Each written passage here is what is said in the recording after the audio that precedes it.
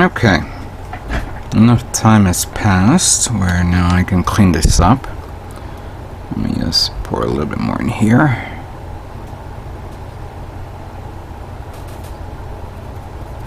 I'm going to actually use this to clean up the brush a bit. Pat it down. I could use the brush or I could use the Q-tip. I'm going to use the brush for now. I mean, it could be one or the other. But it's meant to, I'm meant to wipe out some of the stuff that was on, that I applied. And then I'll dry it off with the Q-tip.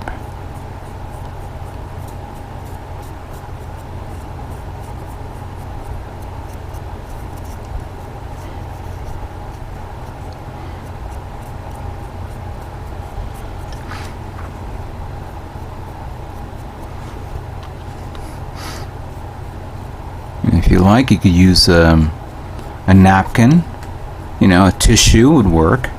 Tissue seems to be a lot easier. Another product that you could probably use is those erasers, those kitchen erasers. They'll probably work well with this.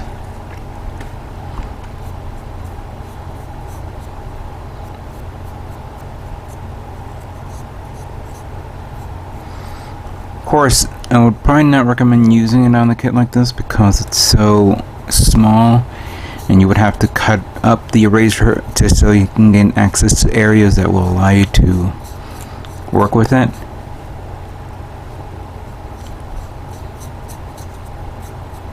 So just bear in mind with that.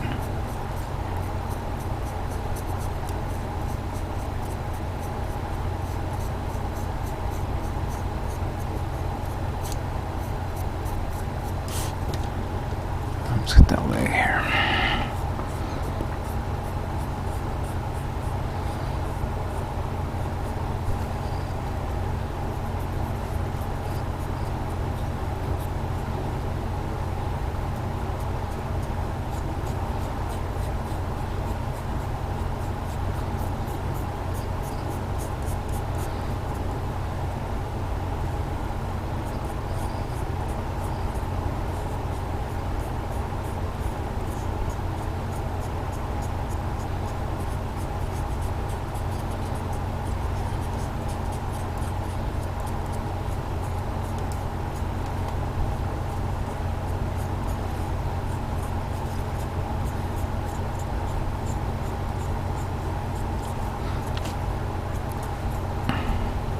Now you guys are wondering, am I going to use that diorama buildings that I made in the previous video?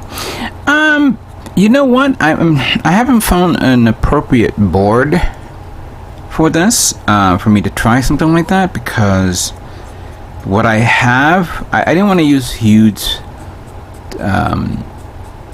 plaques that I picked up from stores like Walmart or Michael's. I wanted to get something a little bit more thinner.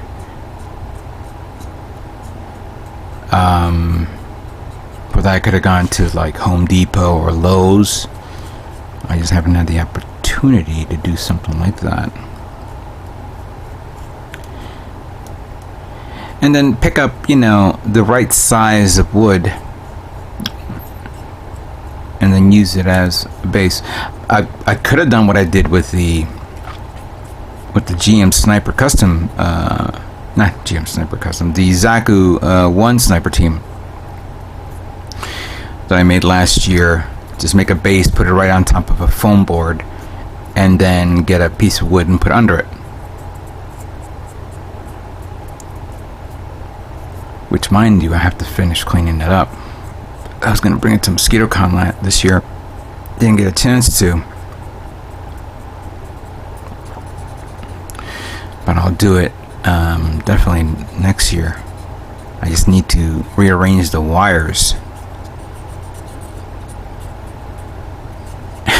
And of course, replace the batteries, because by now the batteries are done.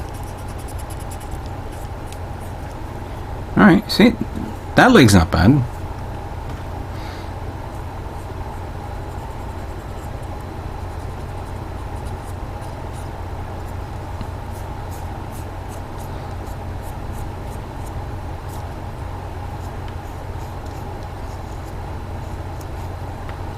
Not bad.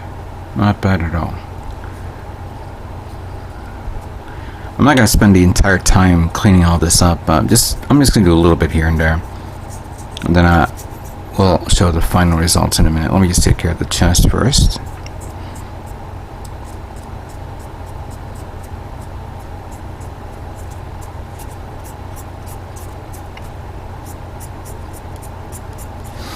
Once I'm content with what I'm seeing here and how it comes out, I'm going to top coat it again just to finalize it.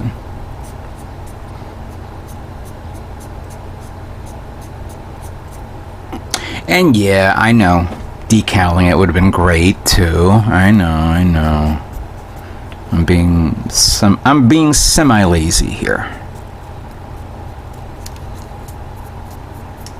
compared to completely lazy.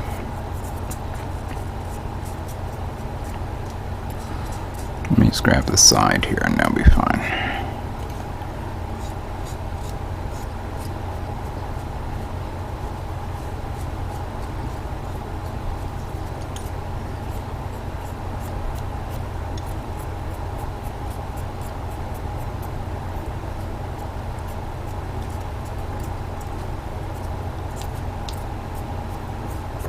I completely forgot I have the Universal Gundam Ez8 figure.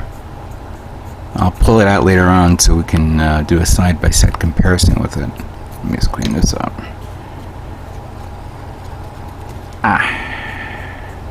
There we go.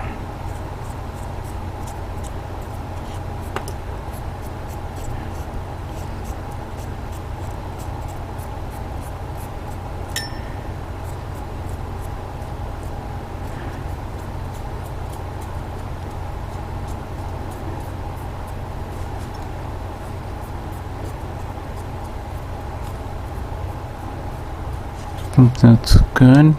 This arm is going to be covered up by the shield anyway. But let's make sure we get everything done proper. There we go.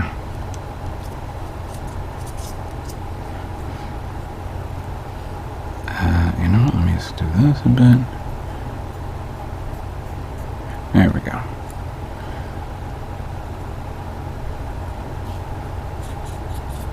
Obviously, before, after, before, after. I've already also weathered up the guns and weaponry. I didn't do the main gun because, in all due fairness, how do you dirty up a gun? I'm going to try it in a minute.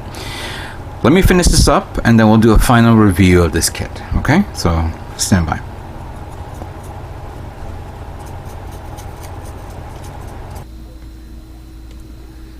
Alright, here it is. My fully weathered Ez8 Gundam from the 8th MS team. As you could see there, I did a lot of weathering there, a little bit of chipping effects, whatnots, trying to get the most out of the design. It does show a little, you know, worn out, almost near the equivalent to battle damage, except the damage.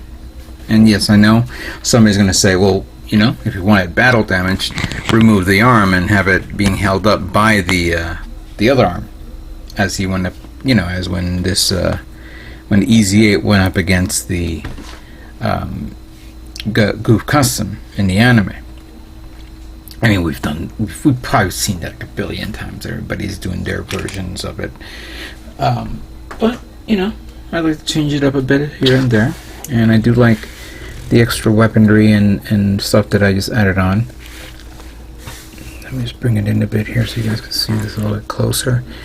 Obviously, the gun is not the best weapon to use on this kit because if it was a little bit bigger, you know, maybe like the new Gundam, or any other mold suit has a higher height stature, the minigun would probably, the massive Gatling gun would be good. Maybe make it as a minigun, or get rid of this and then use that. but I kind of like how it is, you know, how stupidly big and powerful it is. I don't know if you guys can see the head. I'm kind of zooming in. Let me see here. Yeah, that came out pretty good. I did streaks on this kit using some products that I have. If you guys remember, I used the ground brown and the multi black, but I've also used other products that I've had. I've had these little Mr. Weathering liners, and I was watching a video, and you can do like a little mixture of streaks between the black, the dark black, and the red and orange, and then using a little bit of a toothpick or a small little cotton ball, like much more smaller than the ones that I use here. You can do a streak line thing to this, and I try to do that as well. I did a little metallic chipping on the feet to show it off here and there, and yeah, came out pretty good. There is something that I have noticed, and this is a common thing that I've noticed on acrylic paints. If you rub off parts a little too excessive, chances are the paint will come off. And I've noticed a few things here and there that I got to be very careful. I mean, I thought me top coating it should protect that, but I don't know if anybody has experienced a similar situation that I have. This one got a little too dirty, and I was afraid that if I was going to wipe it again over and over, I'll remove the paint. The only workaround I could think of is maybe like mask off this part and repaint, like lightly spray the color all over again, and then maybe that little fading effect will work. Other than that, everything came out pretty good for this guy. I really liked how the Ez8 presents itself before me. I'm glad. I again, kudos and props to Millennium Hobbies, Gundam Kitchen. They were the one that had this at their store, and I said, all right, I'm picking this up and I'm building it to you. So building it and crediting you for that. You guys who are in the Camden area, all the way down South Jersey, if you are nearby Millennium Hobbies, stop by and say hello. Tell them I sent you, and see if you could find a kit like this. Whoops. And try to make it exactly the way I made it right here, as you could see. And as for a side comparison to a similar kit like that, and I'm gonna have to see if I can zoom out a bit. Nope, I'm zoomed out all the way, so I'm gonna have to adjust the camera a little back a bit. Just give me a second.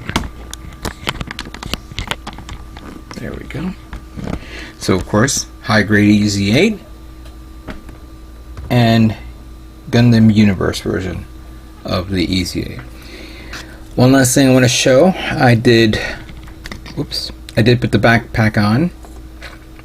I extended the two connectors back there with 2 round wave cylinder styrene sheets, but I kind of made it a little too much, and I super glued it. I said, you know what, that's fine. I'm not gonna go crazy over that. Anyway, final thoughts. Ez8 is considered an easy kit, you could say, to build. Yeah, very easy. I mean, just minor issues here and there with the arms and the legs, but easily cleanable and fixed up. And obviously, if you want to add extra armored parts to enhance the build a bit, go for it. You know, there is some great ideas for customization. It is a little stout version of the RX-78 too, and when I get a chance to build the ground type version high grade that I recently got, which is from the battle log, I'll definitely put it side by side with this guy and see the comparison. I believe they're about the same height size. There is. As a matter of fact, I think they're also the same height size as a regular RX-78 as I'm going to show up here in a minute. Hold on. Here is, of course, the entry grade Gundam, which is roughly the same height, more or less, without the V-fin. And I like that, you know? Getting sick and tired of V-fin kits now. I like antennas or rabbit ears or anything like that. But it is an e-kit, and if you see it, it's an easy kit to, no pun intended, an easy kit to build, and I would highly recommend it. If you guys see it, pick it up, build it, customize it, paint it either this way or that way. I like using the acrylic based paints, but I feel like I need more experience with that on other kits down the road with other design features. But I kind of still am I'm favoring lacquer based paints, because I think I feel I have more control with lacquer based paints than I do with acrylic. But that's a conversation for another day. One last thing. Many people are asking me what happened to the diorama idea that I showed off a few episodes ago. It was an idea which I wasn't ready yet because I didn't have the materials to actually make a nice little base scene. But I may end up doing that diorama, whether it's for this kit or maybe future kits. We'll see. So we'll keep that in mind. With that being said, I'd like to thank you all for watching me build the 1/44 scale high grade Gundam Ez8 from the 8th MS Team anime series. And what can I say but stay tuned for more Gundam models yet to come. You guys all have a great